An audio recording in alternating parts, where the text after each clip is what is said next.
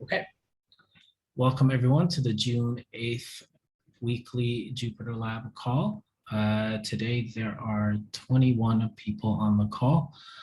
And if you haven't already, please click on the link in the chat for the agenda and add your name and the attendees list if you would like, and add a bullet point in the agenda section if you'd like to discuss something for roughly on the order of 5 minutes. If there's a longer discussion you'd like to have, add it at the bottom to the additional discussions.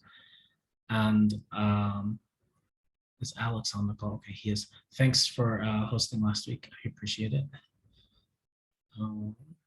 Okay, cool. So why don't we get started? The first person on the agenda today is Frederic.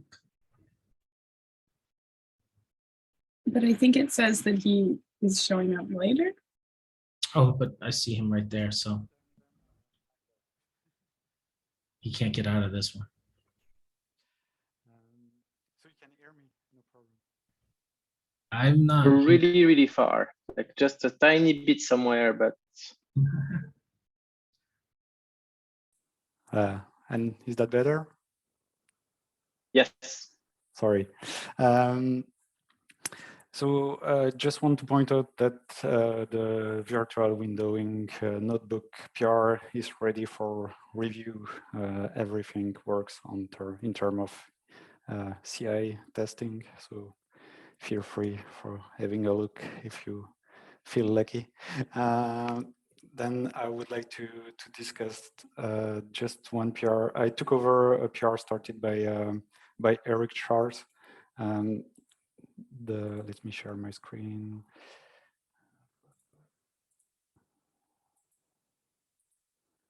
Come on, allow me to switch tabs. Yeah. So the idea of that PR was to remove some. I don't know if I can call them fixes, but some changes in the base style that were due to group rent. And mainly it was some kind of unset. And I know like this one, those box sizing unset can be very annoying for downstream extensions. So the idea was to remove those. And I have one question. Let me go back to the link. So this removes some rules for the focus. Come on. Too many people here.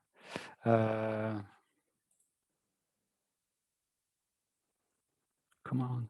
And the thing is, it seems that on Chrome, it renders not nicely. Like the file browser, we get a focus on the text, and that make even the text difficult to read. So I just want to have some feedback on that. And the question, so if I go back to the CSS, that's those rules that were removed that are probably interesting to keep. And that's my question, like, is it okay to keep those? Or should we change those style per cases, like especially for the file browser? So if you delete those lines, you end up with that black outline, but if you keep those lines, there is no black outline around the focused item. Yeah, that's exactly that. Thanks for rephrasing. Okay, I think it looks better without the black outline, but I'm just one person. Can we move them only to the file browser so that if not having the focus is a problem in extensions, at least the file browsers looks right? On the menu. If on menu, Yep. man, whatever. My understanding is that you removed the rules because they were annoying somewhere else. So just maybe make them more specific to what. As Jason said, there are other cases, and the thing is that the focus, as we don't have tests specifically for focus, it may shows up even in tests that we don't, in places that we don't test for, because we don't have explicit tests. But as I'm fighting to get one example, but I know that on the menu there are some examples, and also I cannot find them for now. But there are those that outline is appearing on the menus of Lumino and stuff like that. So that's mainly the question, like, should we say we keep it like global? So that means we keep the behavior that we used to have for focus, or should we say, okay, we'll remove it globally, and every time we see some glitches for 4.0, then we add a new rules for covering that case? In the chat, Martha votes for keeping it in as well. Does anyone else have a position?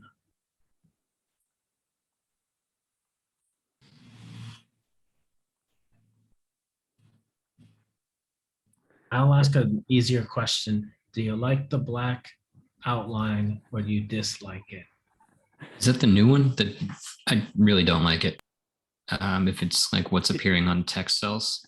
It's coming from Chrome. Like, it's very funny because in Firefox you get a light, the focus outline is a light dotted line that's like 1 pixel wide. So this is a default much browser more discreet. focus issue, is what you're saying.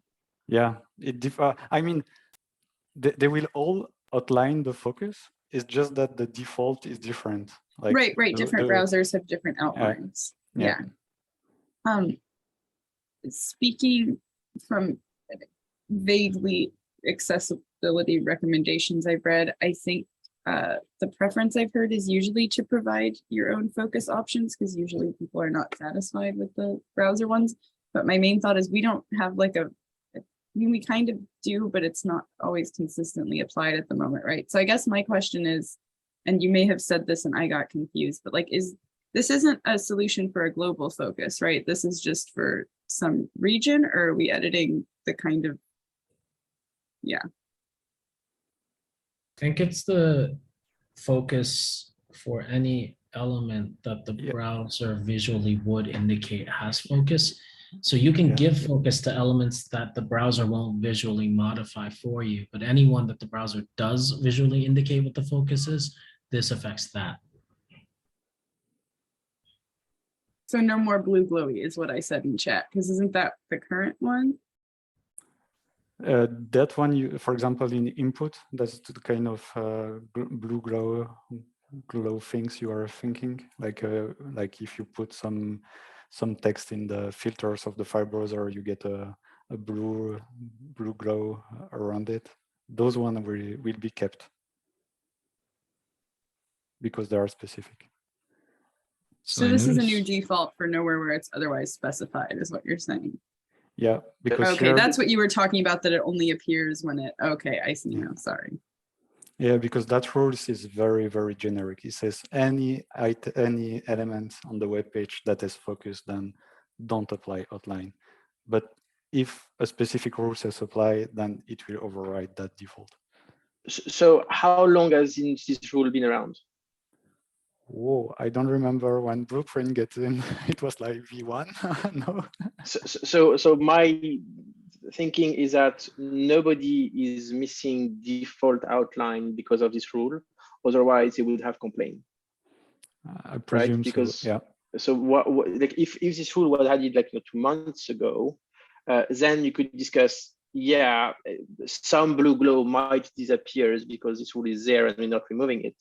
But if it has been there for a really, really long time, it means that most elements that have focus do have a visual element that shows them. So I would be in favor of keeping it as well. Thanks. The other big difference, I've been scrolling through these screenshots, is that there's it seems like a line height difference, that a lot of the screenshots are becoming They're more compact, yeah, vertically. That's right, vertically. We discussed with Eric, that's a good point to raise, I forget. We discussed with Eric and we were thinking it doesn't hurt the readability of the text, and maybe it's a good thing to get more content on the vertical space. So that was our takeaway. It also subtly shifts, like in the find box, the number of matches, it subtly shifts it. So now it might not match the line base Line 8, yeah. stuff. So there might be some tweaks to I can note that and look a bit closer to those. Yeah. You can set it to be whatever number of pixels it would have been, 1px transparent or something, so that line height remains the same, but you don't visually see it, I guess. But I think just leaving that snippet in and having the status quo behavior is better. leaving the focus snippet in and letting the compaction happen. And then we can adjust as part of a UX overhaul at some later point. Why does it become compacted if you unset that? It's not. It's not. Yeah, it's another rules. I can show again. Maybe. Oh, it's a different rule. Okay. It's probably a different rule. Who knows? CSS can get pretty complicated. It's probably that one. It may be that one. Yeah. Oh, And But sometimes that does one too. I've hit that one too. and on some screenshots, it's not more compact. On Chinese, it's bigger actually. And some things shift. So I don't think it's purely more compact. okay. So I'm fine getting rid of all these rules except for the focus rule, and then we take the focus rule as a separate case later. But that's a pretty egregious change that seems Cool. negative. So share screen just about outlines. So like when you refresh the page, it's like automatically selecting a cell now, and you get these outlines around it. And I'm wondering if that's related to, like, this outline didn't used to appear in, like, I added that outline as part of the cell toolbar work. Okay, because it kind of makes it feel like not a notebook. You know, I feel like I'm in VS Code now. It was something that I discussed at length with Brian, but the reason for that is to indicate visually that the cell toolbar will work on what you're seeing, because otherwise it would just be floating in space. Yeah, it was. We found that in certain notebooks, the association between the cell toolbar and markdown content wasn't clear. I realize there's other dimensions that I'm not thrilled about it, but it was really hard to sort of associate the cell toolbar with the cell it was attached to. Can you make the border appear only when the cell toolbar itself is hovered? It's just always there. We could. Yeah, no, absolutely, we totally could do that. That's probably one thing you need to know though is that there are actually two borders on every cell now as a result of the cell toolbar. One that you can see, and then one pixel transparent border, because if that second border weren't there, things would be jumping around by a few pixels, which is mildly infuriating. Okay, folks, I think we should move on to another subject, just in the interest of getting through the agenda. Fred, you had 2 more points.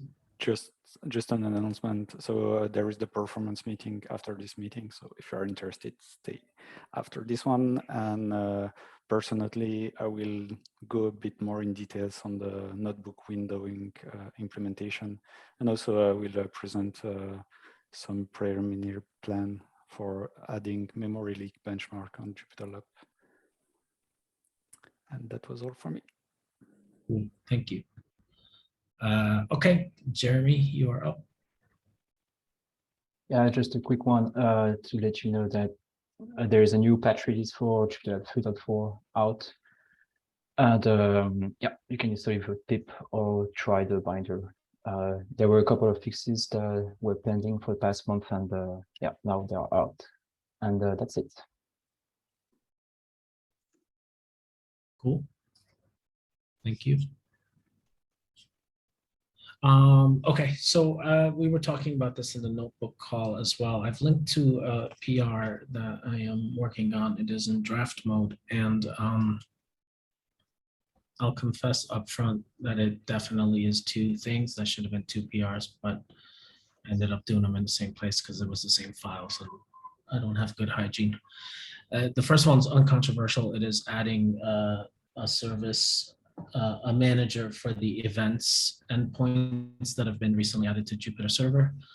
I mean, it might be controversial in the APIs that I pick, but it's not controversial in that we need this thing to support what the backend supports.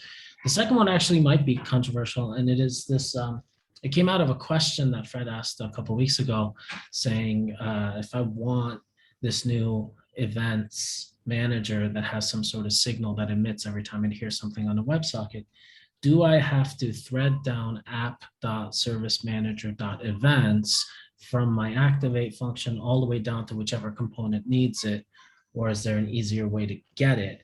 And so I was inspired a little bit by looking at how we treat clipboard, where we bring clipboard from app utils, and clipboard has a get instance static method on it, and it returns basically a singleton. And so at first I had a service manager.get instance that took instantiation options as an argument if you wanted to pass one in. And if there was no singleton instantiated yet, it would instantiate one with your options and return it to you. And if not, it would ignore it. But that felt too ambiguous, even with a note in the docs.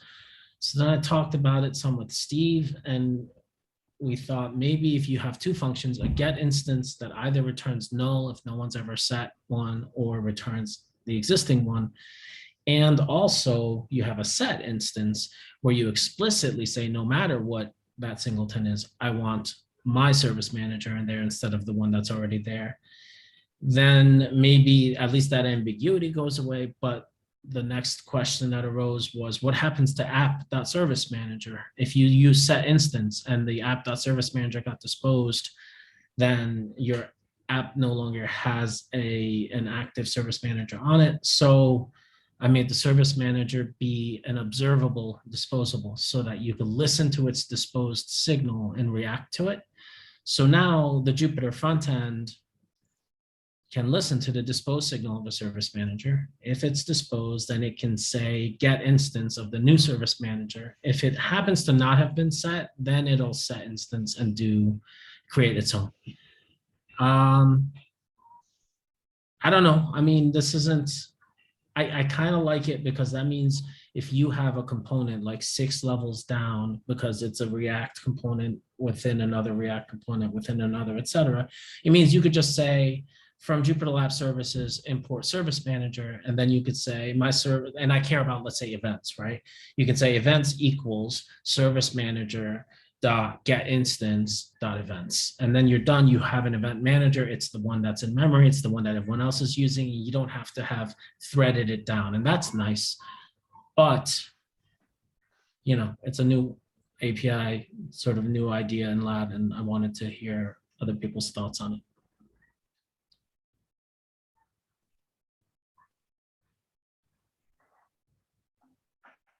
If you have multiple extensions fighting to set the service manager to their particular, like, are we encouraging this, that people replace the main singleton? So for the current situation, the way, so JupyterLite wants its own service manager, and JupyterLite has to, in creation of its application, it has to set a service manager there. But that service manager has been accessible to every extension this whole time, and they've all been able to dispose it, actually, not replace it, but make it broken, right? So this takes that status quo and adds a new element to it where an extension can come in and say, I'm going to swap out the global service manager. And then there's a risk that somebody who'd cached the last one is holding a bad reference.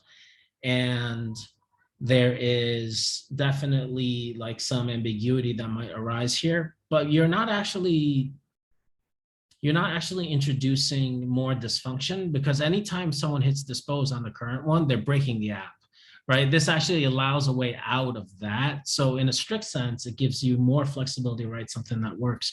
But it does mean that people who are worried about this eventuality actually defensively, if they really were being defensive, need to always grab app.service-manager to make sure that it's live and never cache it, which is not something we can enforce. So yeah, I am not,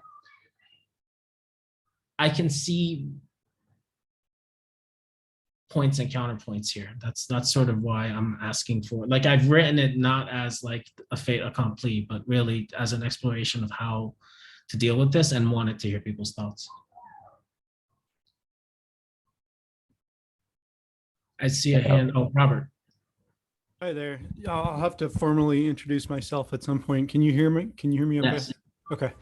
So I have a special interest in replacing the service manager for my use case. In fact, this would prevent me from having to rebuild the entire Jupyter Notebook base just so I can tweak something for one of my extensions. So I'm really excited to have you bring up this topic. I think it's a reasonable assumption from my perspective to say that the service manager is going to be installed once at the beginning of the notebook and then never get replaced.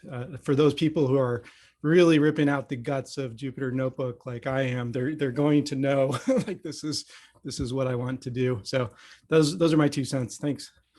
Cool, thank you. So I think your intuition that this won't happen much is correct. I imagine if you ever install an extension that's going to do this, you didn't do it by accident. Like, you're doing it as some sort of specialized deployment or something. Jeremy, what are you thinking? Since we are talking about swapping things for other things, I was wondering if you also considered like making the service manager plugin based. That's something we do actually in JupyterLite, like on the server part. So all of the server is implemented using the Lumino plugin system. And that means that someone can swap how the kernels are managed in a browser, for example, by something else, because it's just a plugin. So I was wondering, like, maybe if we want to go like even further with this idea, maybe we should start exposing, tokens, like the services via the dependency injection system, so that if someone wants to swap just the kernel service, the kernel manager part of the service manager, they could do it via an extension. So this is something we considered early on. It was the natural place to put something like this. It's just that the assumption was almost every extension that does anything meaningful does, well, that's overstating it, but so many extensions are going to talk to services that it's a little bit like the other top level things that we have, like command registry or something. And like, just imagine how many extensions want to grab their own settings, for example. If all of them have to bring in one additional extension, it's not the end of the world, but it is something that we were seeking to avoid. And also the app itself might want a handle to the services. So like, what's the app itself supposed to do? Like, you can imagine an application that wants to talk through services as well in setting itself up, and it should not be relying on an extension and the dependency injection. So like, you could imagine a world where the way you do it is you still have like a get instance, but you don't have a set instance, and the plugin that's going to share it grabs it via get instance, and also so does the application if the application needs to communicate with the server or something. But yeah, I don't know. I think that is certainly like a sound model to put it in, just like any other plugin. It's just that it's so ubiquitous. Ask one more question about your current model. Sure. So currently what you do is essentially a dynamic dependency injection, right? You get an active object at runtime, and that's your service manager. With a singleton pattern, you're importing something from the services package. Is that right? And using the get instance on something that you're importing. So is this? That's right. So this is introducing a static dependency on a specific package rather than a dynamic. So if I replace the service manager with my own service manager from a separate package, then how will your static import of the Jupyter services service manager.get instance get my dynamic service manager that I'm, building the application around? So get instance and set instance, they don't accept and return service managers. They accept and return service manager.imanagers. So you can set instance with your custom service manager as long as it meets that interface. And then when you get instance, you'll get back yours. Okay. Okay.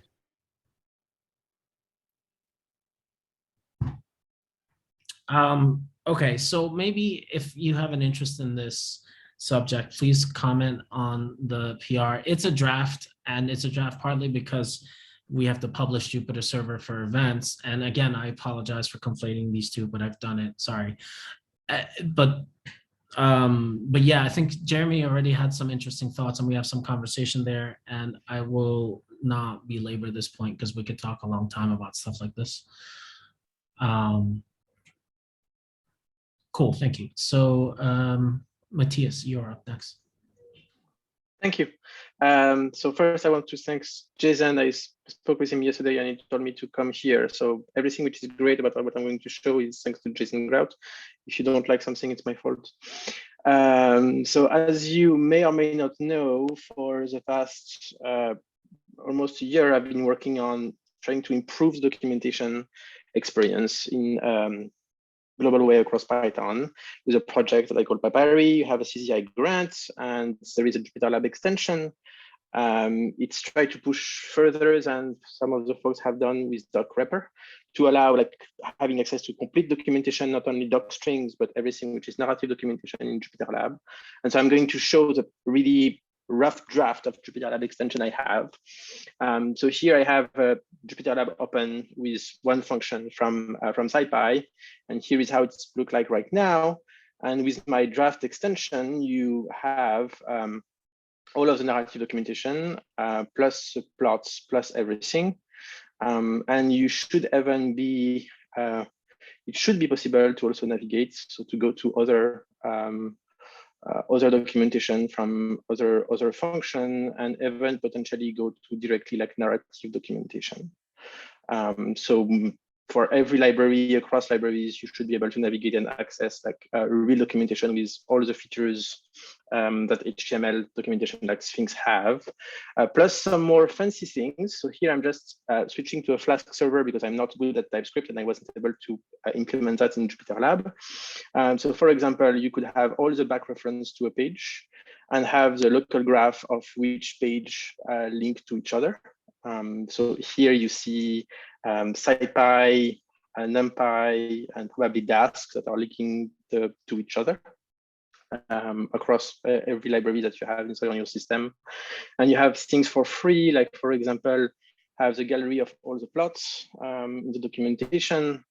And what I showed to Jason yesterday, if I can find it.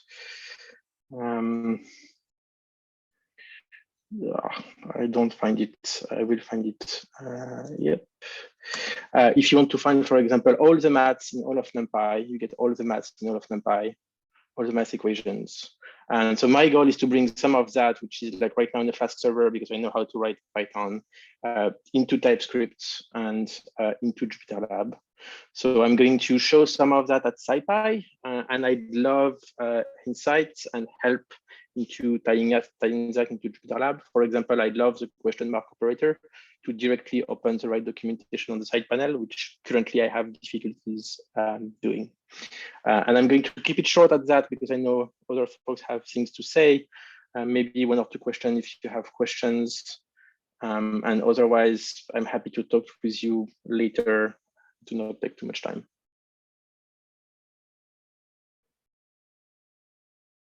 To the demo.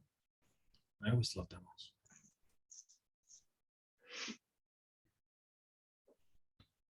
Any questions, comments? Let the record show there are clapping emojis popping up. Matthias, does the pages are rendered from your extension, or is it some pages that are from a third-party sources? No, it's rendered from the extension. So the server, there is a server extension that sends JSON to the front end, and it's rendered using React right now. And it does follow JupyterLab theme. Maybe I can retry that. I haven't tried it in a long time. But if I go to theme and I go to JupyterLab Dark, this is there. And all of that, the navigation, like if I want to go to the narrative, well, not everything is hooked, is JupyterLab component. And so like as much as we can, you see like the highlighting is not great right now. But it's supposed to be native JupyterLab component, and one of the reasons is security. There are similar extensions that basically use pre-built HTML. The problem with pre-built HTML is that you may get injections or things like that. You would have to sanitize it, and also it's hard to hook into the click events. Like, if I click on Kaiser, I go to Kaiser. For that, I need to have a custom component that renders everything. My goal is to also have things like the signature. Right now, I don't have that, but I would have the type annotation and have settings. Like, for example, users can select, do you want type annotation or not? So you could hide and show. Or other things. And in particular, I need to do fancy things like when I showed you the back reference. You don't want to rebuild everything when you get a new library installed. And this is smart enough to build the cross-reference in a way which is optimized. So you only update the pages that are targeted by new references. If that makes sense. It's hard to condense in a few minutes. But we can discuss that.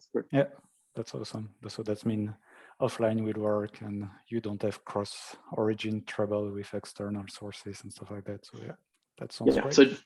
So Jason is explaining a bit how it works. So instead of building HTML, you build an intermediate representation for each packages where the reference are not complete. Like when it's inside the package, the reference are complete, but when across packages, it's a deferred references. And so when you install a new version of NumPy, you know that the deferred references need to be updated, and you can update the back reference in the origin package. And those are the new links. And you can do a lot of fancy things that I won't get into right now.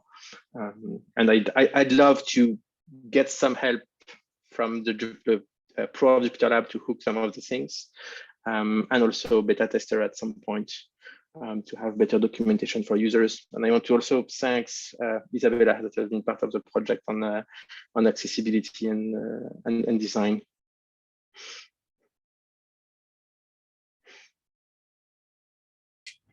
Cool. Thanks again, Matthias.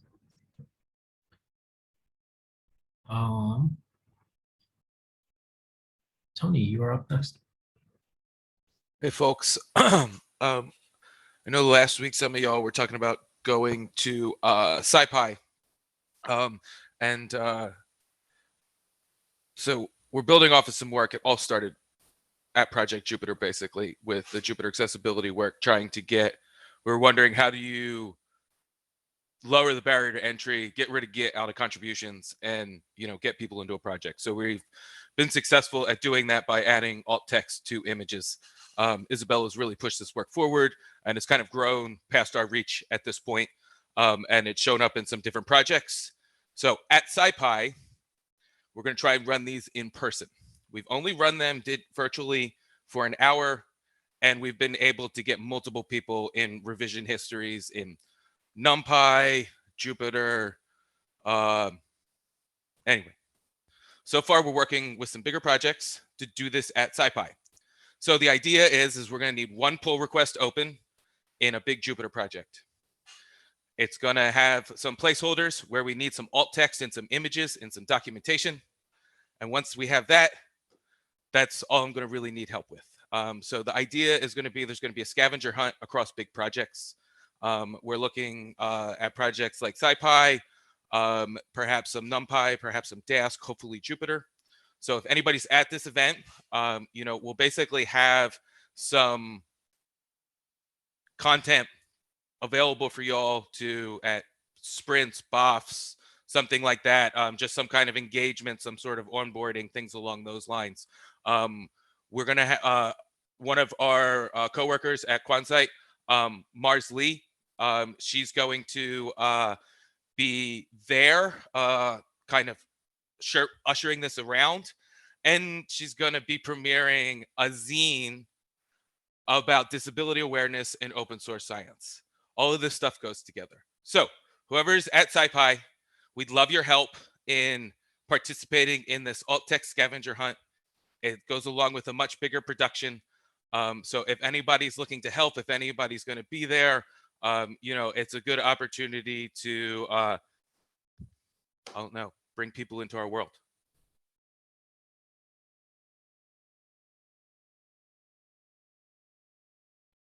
Zines are awesome.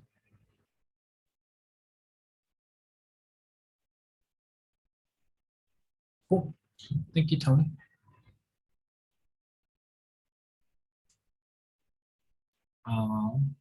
Adam, you're up.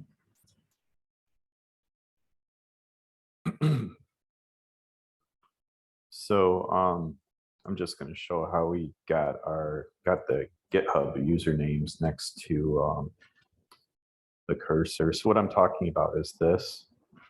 So there's two GitHub users, and it's in collaborative mode. So the way we did it is this is just an ordinary Jupyter Hub configuration file here.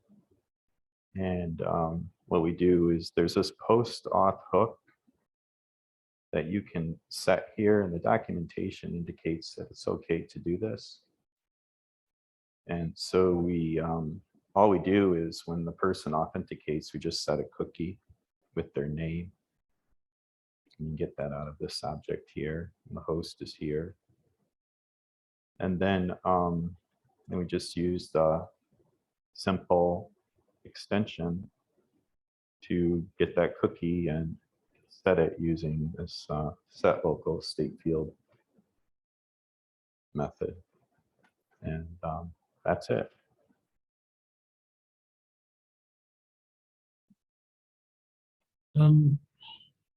Why did you need to cast as any to get the awareness attribute? Is there something missing from the API? No, On that's line just 35. that's just no, that's just me not finishing off the code. So yeah, Oh, that okay. needs to be typed out properly. This is just something I got working a little while ago, but yeah, there's nothing wrong with that. I'm sure I can import that and get it to work right. Yeah, definitely. So you're running a Jupyter Hub instance that is serving up Jupyter Labs, and your authenticator is GitHub, and you set a cookie that your front-end lab extension uses to set the identity of the cursors in notebook panel. Is that a fair summary? Yeah, that's it. So here's like an ordinary GitHub authenticator setup. This is just my print debugging here. And then there's just simply this set cookie method here. And that's it. Yeah, that's all there is to it. Down here, we're spawning them as Fargate instances. That's what all this stuff is down here. But this is just an ordinary GitHub authenticator setup here. The only thing I added is just this bit here. And then again, over here, it's just a simple extension where every time a notebook gets launched, it sets the hub username. So when the person uses the share link extension to share their link, this runs and sets that cookie, whatever the cookie, however the cookie got set when they authenticated, it just sets that cookie as their hub username. Yeah, Fred. Adam, did you try to use the /user REST API, or what was the rationale for using a cookie? Oh yeah. I don't know that I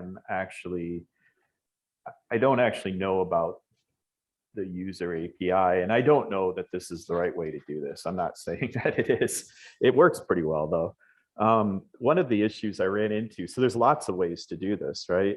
One of them was to, pull the username from the back end or something like that. But what I discovered, when you do that share link thing, there isn't really anything that's indicating who you are, as far as I know. It's like you're the person who shared the link. When you get into it, when I looked at all the cookies, I didn't see anything differentiating that user once they get into that person's shared notebook. So, and maybe there might be something there that I just missed. So that's why I went back to setting the cookie at the time of authentication, and then that's set for that browser, So Yeah, it was just technicality. I don't have much experience, and maybe I can just share. yeah, I'll definitely take a look at that get user API endpoint. Maybe for people that don't see what I mean. Yeah. So on Jupyter Hub, there is a slash users, and it should return as part of the payload some name, but yeah. You definitely have more experience than me. I barely have used Jupyter Hub.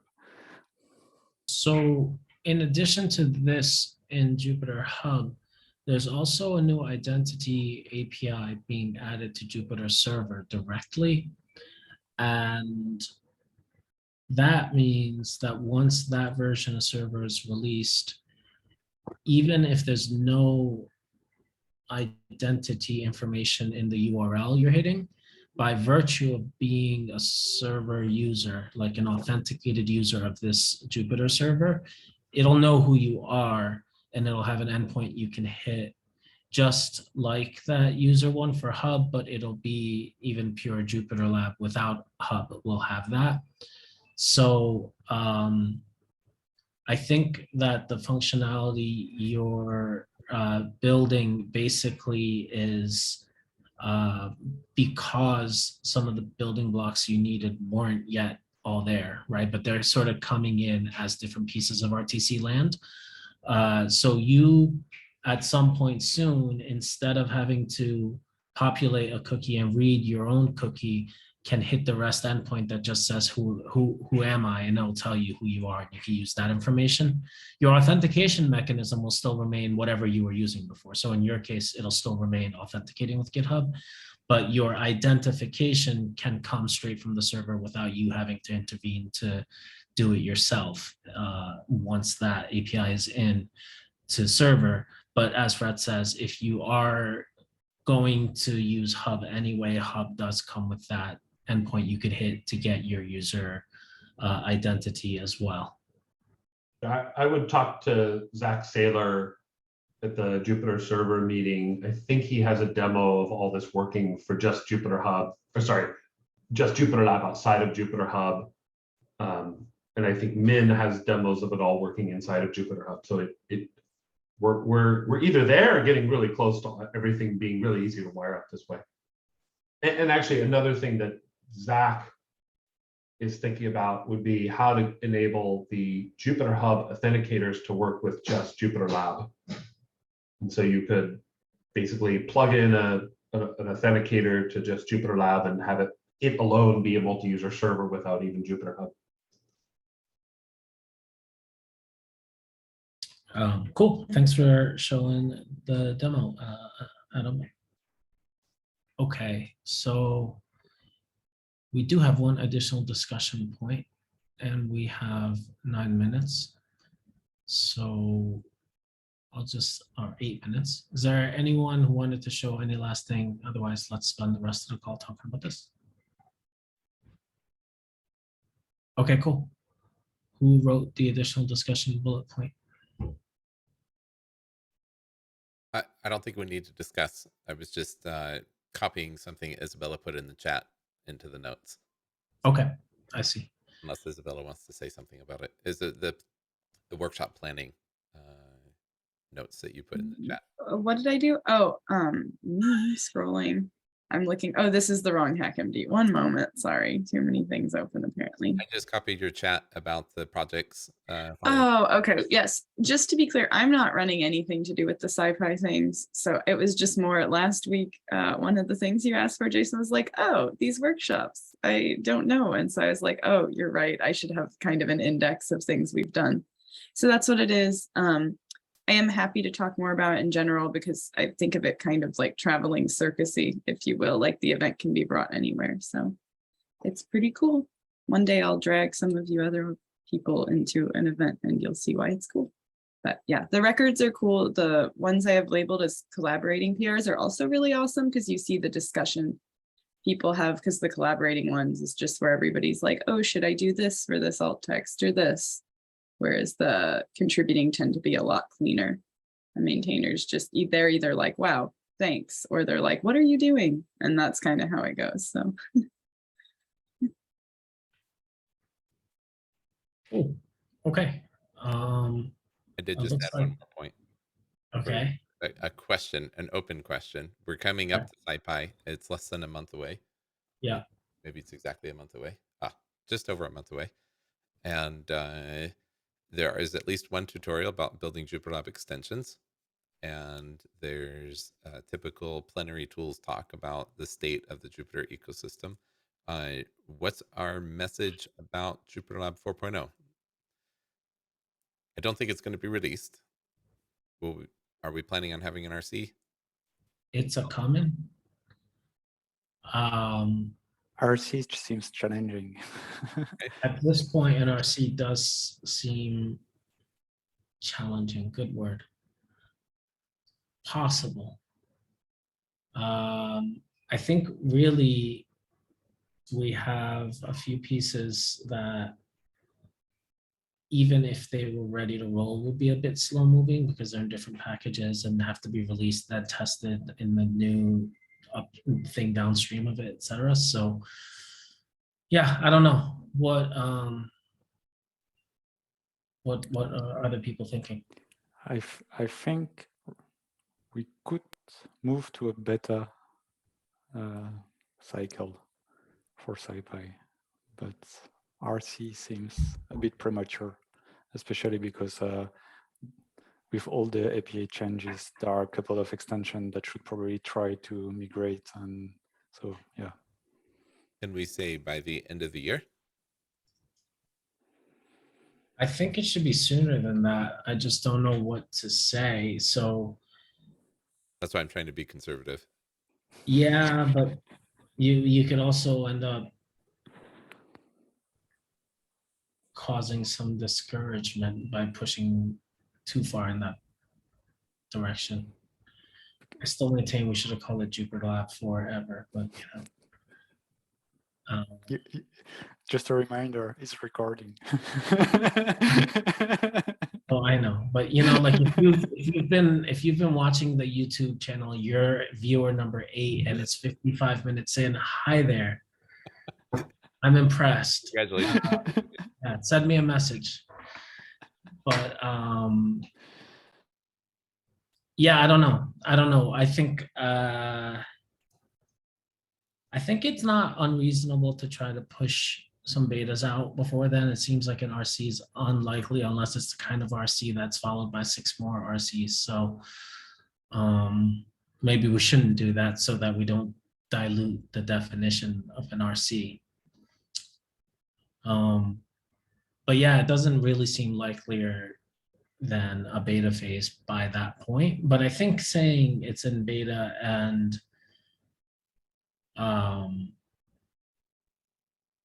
more close to an RC or something like that. Because if you say end of year, that's kind of a long time. Yeah, I think reasonably we could hope to move to RC by end of September, something like that. Like because summer is a bit lighter.